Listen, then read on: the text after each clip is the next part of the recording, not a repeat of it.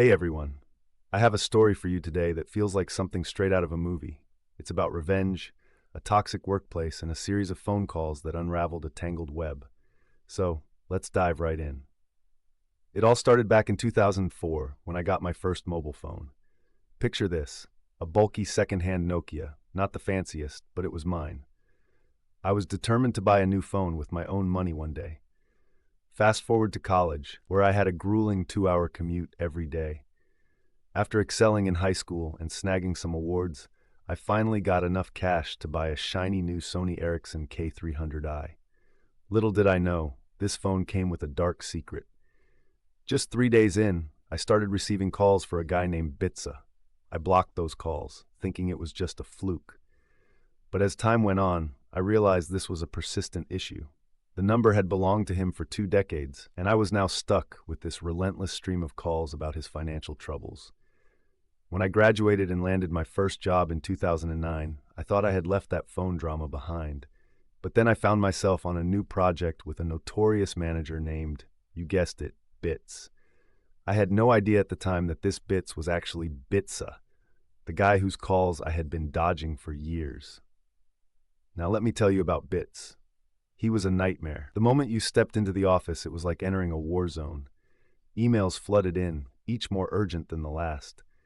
He thrived on chaos, changing deadlines at the drop of a hat, demanding late nights and weekends. Can you imagine the stress? He was the type of boss who micromanaged every detail, yet took credit for every little success. When things went south, he would unleash his wrath, publicly berating his team. And meetings? Oh, those were another form of torture. Scheduled during lunch breaks or after hours, they served no purpose other than to remind us who was in charge. Morale was plummeting. I felt ashamed to learn that he was from my hometown, a place where he'd been a legend for all the wrong reasons. But the worst was yet to come. In 2012, our company merged, and I discovered Bitsa's full name through the new organizational tools, Bitsa. Suddenly, it clicked. My mentor, who had coached students from my area for decades, confirmed my suspicions. Bits and Bitsa were one and the same. I had spent nearly a decade cursing this unknown man, only to find out he was my boss, the very source of my workplace misery. And then I decided it was time to take action. I unblocked all the numbers that had been calling me. On average, I was getting about 5 to 6 calls a day.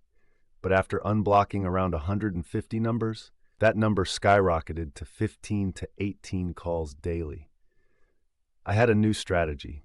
Instead of simply saying wrong number, I began to explain that the owner had changed their number, providing them with Bit's current number to update their records. But here's where it gets juicy. I didn't stop there. I also volunteered the number of his manager, just in case Bits tried to pull something. The fallout was epic. I had no idea these financial institutions had been trying to track him down for nearly a decade. Turns out, he had been taking loans under various names, his wife's, his parents', even his relatives'. He had racked up over $200,000 in debt, evading creditors left and right. As it turned out, he had almost 20 cases filed against him, but nobody could find him. Probably because he thought he was invincible, like he could walk on water. But not anymore. Within 2 months of my little revelation, Bits was let go from the company. I never heard from him again. I felt a strange satisfaction knowing that my revenge had played a part in his downfall. A tyrant brought low by the very calls I had once dreaded. So, what do you think? Was I justified in my actions, or did I go too far? Drop your thoughts in the comments below.